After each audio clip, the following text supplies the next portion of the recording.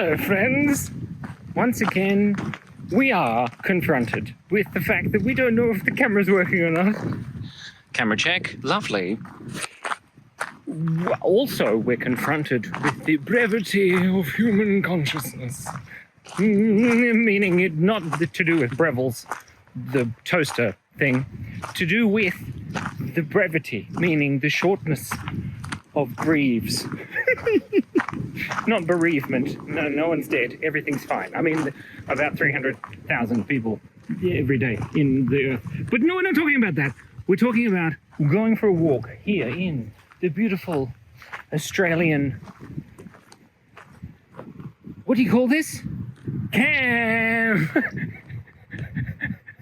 Sometimes I think that maybe my inability to remember words is a symptom of something, but I think it's a symptom of not being able to remember words.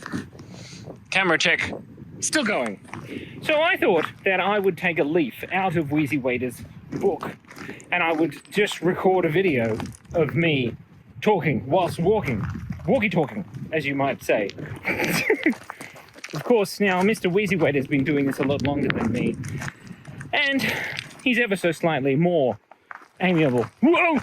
And shorter, I believe. I don't know, I've never met him.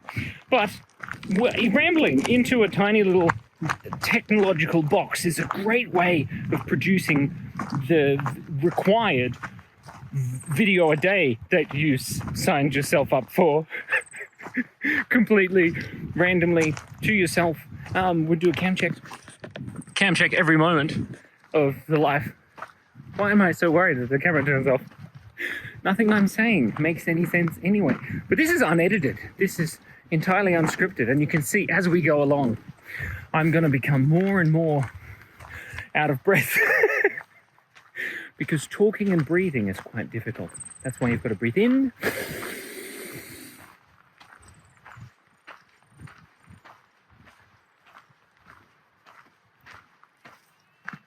This is a sheep. Bear.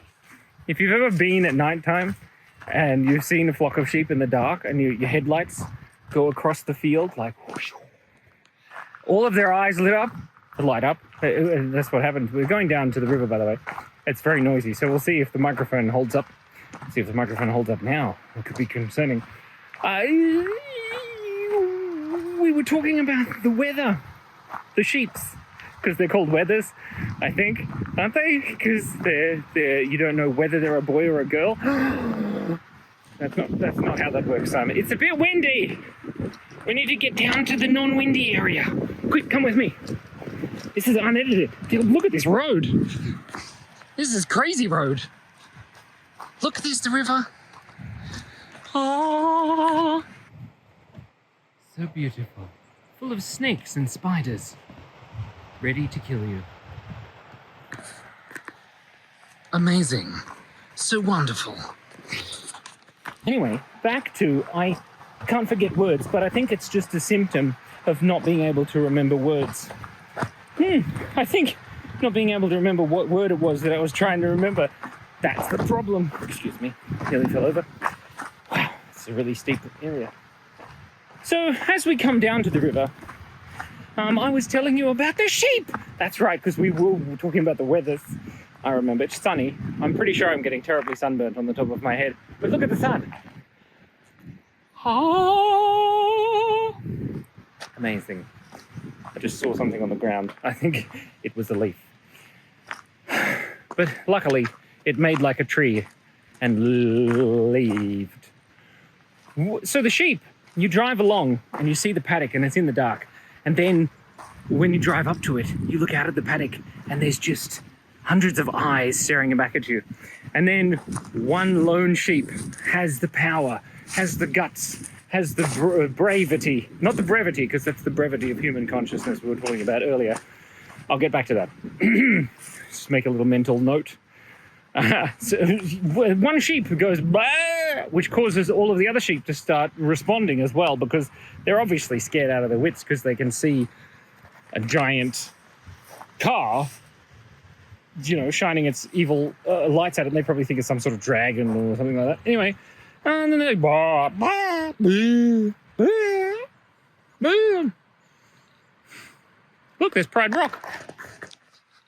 Ah, c'est bohemia, papa sigue de moi. Oh, c'est moi. Oh, that's a bit too much. But anyway, the brevity of human consciousness, meaning each day, we have to get up in the morning where we become conscious, and then at nighttime we go to sleep. Now, when you get up at 4:30 in the morning, and then you're awake since then, and then you haven't made a video, and it's 1:30 in the afternoon, and you have to pick up your children in a minute, you kind of try and think to yourself, what is the quickest way to make toast? And that's using the new Breville Willow Tree. Yes, he will, because he has a Breville toaster. Only $9.95. We actually used to have a Breville toaster, but don't eat toast very often anymore. Look at those cliffs. They're so pretty. This is a beautiful part of Australia. There's no dolphins, though. So anyway, we should probably start getting back. Oh, God, I have to go up that hill. There's a plane. Can you see the plane? Or is it just a pixel? Oh, there it is. Look, there's somebody waving in the window. Hi. How's it going? So I'm not quite sure about the angle of this camera, so we'll see what happens when we hold it a little too close. Maybe it'll increase the microphone's possibilities of working. But anyway, how are you? Tell me, how's you going? Did that thing go well that you were doing earlier? There's a butterfly. Please don't eat me. Even the butterflies here in Australia are going to kill you. I mean, they're not really. They just look like that. Now, I just got to remind you again, as we go up the hill, I will get more and more out of breath. Oh dear. But we're going to get there. It's cool, man. Sometimes I think to myself, well, I lean a little bit too hard, whoa, on the editing. And then I think, then why do I edit in all of my mistakes? And I think, it's time for a camera check. Cam check. Beautiful. It's still working. On the road again. So anyway, I was thinking about the brevity of human consciousness and how each day is like living a whole lifetime. Because you wake up in the morning, like being born out of the darkness, except your mum's not there and you're not in the hospital with a whole bunch of doctors and you don't immediately start screaming. Most days. And what happens is then you sort of slowly grow throughout the day. You learn how to do stuff. And there's a person coming down here. Oh my God. Ooh, they look a little bit like a cowboy. I'll take your photo. Look at them. Oh my God, it's a cowboy. It's totally a cowboy. I think it actually might be Zorro. Anyway, then you go through middle age, which is like lunchtime. You get to eat food. I'm just going to take another big deep breath because you've got to breathe in.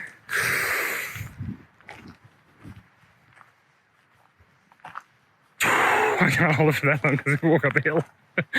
But you go into middle ages through the middle of the day. You get to have lunch. And then as your life progresses, maybe you feel a little bit wiser at about 3 o'clock in the afternoon.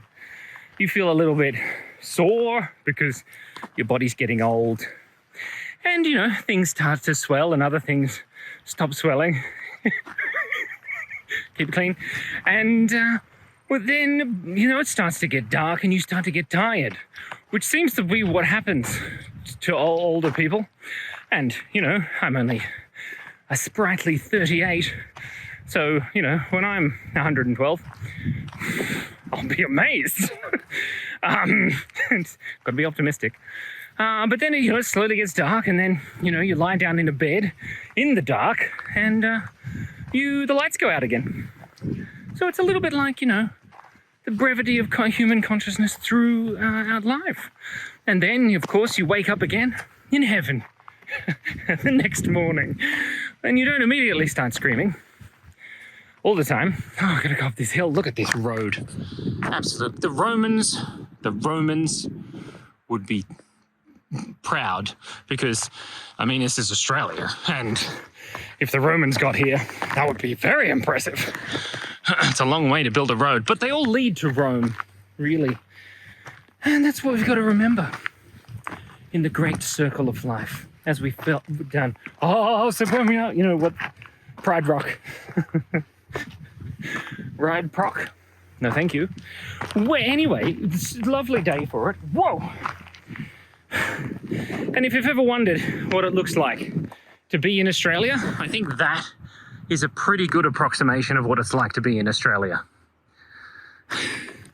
Lots of heavy breathing, lots of sweating from the fear of being bitten by a snake or some sort of venomous animal, some sort of spider, a poisonous frog maybe. I don't know if we have any poisonous frogs. But lots of breathing. Who doesn't have asthma? Me. My mum doesn't have asthma either. She does. She's just in denial. Although I don't think she's ever been to Egypt. I'm sure she'd love to. There's lots of Egyptians in Egypt. And lots of big pointy things. They're made out of rock. There's a lot of pointy rocks here. Made out of rock as well.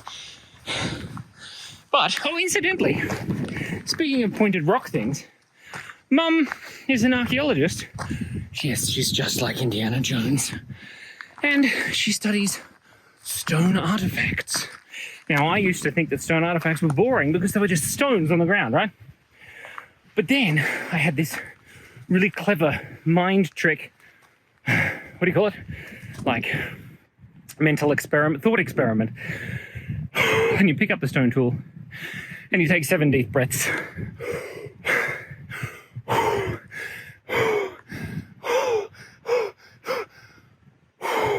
Just 7. Wow. Like my heart rate increased to like 900. There's a bug on my nose. It's going to kill me. You pick up the stone tool. Let's pick one up. Let's say this was a stone tool here. Just look at that bulb. Oh my God, it's got a fossil in it.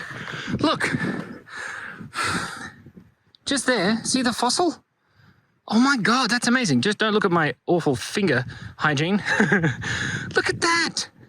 It's like an imprint of some sort of, you know, hundreds of millions of years old multicellular organism that existed only in the ocean. Look at that.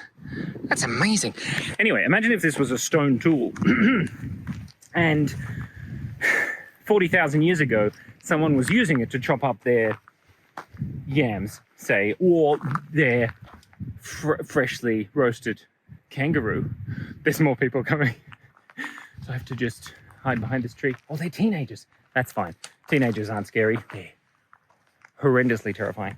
But you're holding it in your hand, this weapon, this tool, this, you know, kitchen knife, so to speak, because they're chopping up their freshly roasted kangaroo.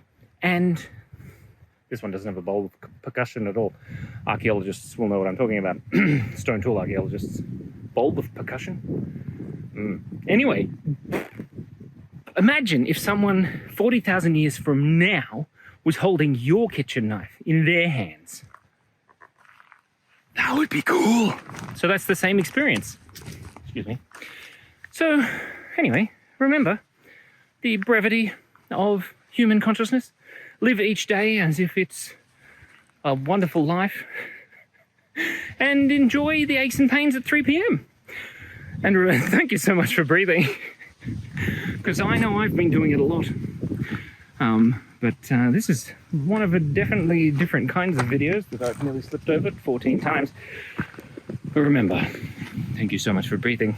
Be kind, be curious, and stay awesome. Oh, look. The teenagers. Dun dun dun. Goodbye. How do I turn this thing off?